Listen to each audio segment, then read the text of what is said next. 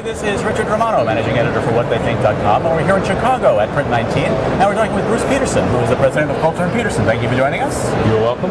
Thank you. Now, you've got their two signature lines, the PRISM and the SABER paper cutters. So talk a little bit about the difference between those two series and who their intended audience is. Well, both machines are our design. We manufacture all the electronics for each machine here in Petaluma, California. It's based on our micro-cut concept, so we're able to not only supply but service and support all the electronics on the machines, which is one of the biggest differences in paper cutters over the last 20-25 years. The PRISM paper cutter is based on the design of a polar paper cutter. It's what we call a single-arm pull machine. The SABER paper cutter is what we call a double-end pull machine, so it's heavier. The typical 45-inch machine weighs about a ton more than the PRISM or the Polar, so we consider it to be a heavier duty machine, slightly more robust. Both machines cut very well. They're warranted for 2 years and do an excellent job for the application.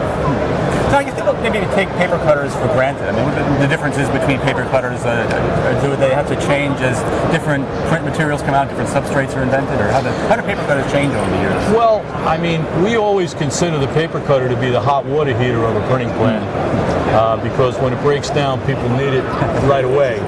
I often imagine my wife in the shower with no cold water, and the biggest emergency today is get that darn thing fixed. So we're often put in a position of get your machine right away. I got a call from one of my biggest customers this morning that said, I need you to install a machine next Friday.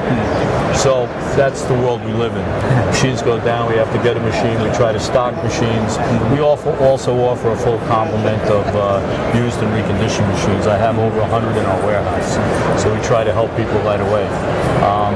The biggest difference, as I mentioned, in paper cutters over the last quarter century is the electronics. The basic way that a paper cutter cuts has not changed dramatically in the last half century. A blade is a blade is a blade. The clamp, you cut, you push the paper towards the blade. So it's a pretty simple process. Now, you also retrofit older models with the micro cut. Talk a little bit about that process. Well, the micro cut, computer technology came to be on paper cutters roughly in 1980. So there were a whole generation of machines that had been manufactured before that, which had old tape spacer technology, not unlike an 8-track tape.